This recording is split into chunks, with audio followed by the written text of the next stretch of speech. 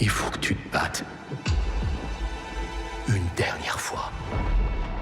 Après quasiment 10 ans d'existence, la série Stranger Things tire enfin sa révérence dans un épisode final disponible depuis le 1er janvier 2025 sur Netflix. Censé clôturer comme il se doit les aventures d'Eleven, Will et tous ses autres personnages, Netflix tente donc de marquer le coup en proposant un épisode maxi de luxe d'une durée impressionnante d'un peu plus de 2 heures tout de même. Alors je tiens à le dire tout de suite, je suis à la base un très gros fan de la franchise. J'en avais déjà parlé en vidéo précédemment et je dois dire qu'ayant grandi avec les VHS de Spielberg, Lucas et j'en passe, l'ambiance très E.T. Goonies m'a toujours attiré et ramené en enfance. Ce genre d'ambiance avait déjà été reprise par J.J. Abrams pour réaliser le très sympathique Super 8 par exemple, même si le film se servait plus de ce contexte-là pour apporter une lecture sur le cinéma bricolé et fait de bric et de broc par des passionnés à une époque où la SF devenait de plus en plus 3D blockbuster générique et désincarné. Mais on reviendra là-dessus un de ces jours dans une autre vidéo. En attendant, quoi penser de cette saison 5 de Stranger Things? Ce qu'on peut pas reprocher à Netflix et aux Duffer Brothers en tout cas, c'est leur générosité. 7 épisodes de plus d'1 heure chacun regroupant un palmarès de personnages conséquents, ouvrant même de nouveaux arcs narratifs en début de saison, tout en dévoilant de plus en plus le passé de son antagoniste, c'est quand même vraiment ambitieux, surtout quand on décide de finir le tout en beauté par un film de plus de 2 heures. On suppose qu'en prenant un tel virage, Netflix et les Duffer Brothers ont quelque chose derrière la tête, et que la big picture globale de la série a quelques révélations vraiment croustillantes à nous dévoiler.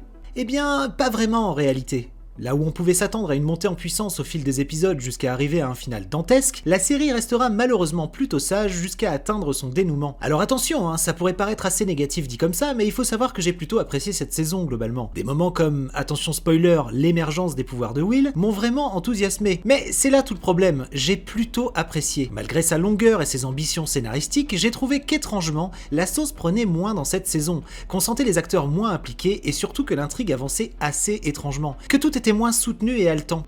Visuellement même, j'ai trouvé certains passages beaucoup moins soignés ou marquants que la saison précédente, qui empruntait beaucoup au vieux Freddy, Halloween, etc., jusqu'à en reproduire quasi plan pour plan certains passages et ambiances de lumière. C'était du fanservice certes, mais ça apportait un cachet à la série, là où certains lieux de cette saison 5 paraissent bien plus impersonnels et oubliables. On retiendra tout de même quelques endroits emblématiques assez marquants visuellement, la forteresse de Vecna par exemple, qui m'a beaucoup plu, cette espèce d'araignée avec des pattes en l'air absolument dégueulasse, mais dans le bon sens du terme. Mais autrement, j'ai assez peu de souvenirs du reste, si ce n'est que des bases militaire lambda plongé dans le noir, ce qui est assez dommage. Concernant les personnages, j'étais vraiment heureux de retrouver tout ce beau monde pour cette ultime saison. Ça fait tout de même son petit effet de se dire qu'on les suit depuis toutes ces années et qu'on va enfin avoir droit à un final en bonne et due forme. Et pour le coup, j'ai trouvé la toute fin assez soignée et plutôt émouvante. Le contexte de la scène finale vient efficacement boucler la boucle, même si on sent bien que Netflix prépare le terrain pour d'éventuels spin-offs ou suites dans une dizaine d'années. On n'est pas dupe. J'ai également trouvé l'idée du passage de flambeau intéressante et naturelle, en plus d'être plutôt bien intégrée. Cependant, j'ai trouvé l'arc narratif de certains personnages plutôt moyens,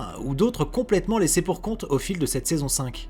Robin par exemple, personnage pourtant attachant dans les saisons précédentes, mais aussi Madame Byers, très en retrait malgré son rôle primordial vis-à-vis de Will tout de même. Et que dire du père de Mike? Même s'il avait des moments détestables dans les saisons précédentes, on le laisse dans l'indifférence totale alors qu'il est en convalescence, frôlant la mort, suite à l'attaque des Démogorgones de l'épisode 2. Et les enfants n'en ont strictement rien à foutre, c'est très étrange comme écriture, et assez peu impactant malheureusement. Ce genre d'incohérence vis-à-vis des réactions des personnages dans la série n'est pas un cas isolé, et n'aide évidemment pas à se sentir impliqué dans les passages émouvants. La mort de personnages clés nous laisse donc parfois totalement de marbre, alors qu'ils avaient le potentiel de créer des passages émotionnels forts et impactants. La série loupe donc malheureusement le coche à ce niveau-là, et c'est une vraie déception pour ma part. Apporter une dimension bien plus dramatique ou assumer la perte de personnages qu'on suit depuis très longtemps aurait pu être un vrai atout pour la série et l'implication spectateur. Cependant, qu'on le veuille ou non, Stranger Things reste une série qui aura marqué toute une génération, installée depuis un moment maintenant avec son univers et ses personnages forts. Alors oui, cette dernière saison reste sérieusement entachée par des problèmes de rythme et d'écriture. Oui, il y a trop de personnages qui partent dans tous les sens et certains sont réellement laissés pour compte. Oui,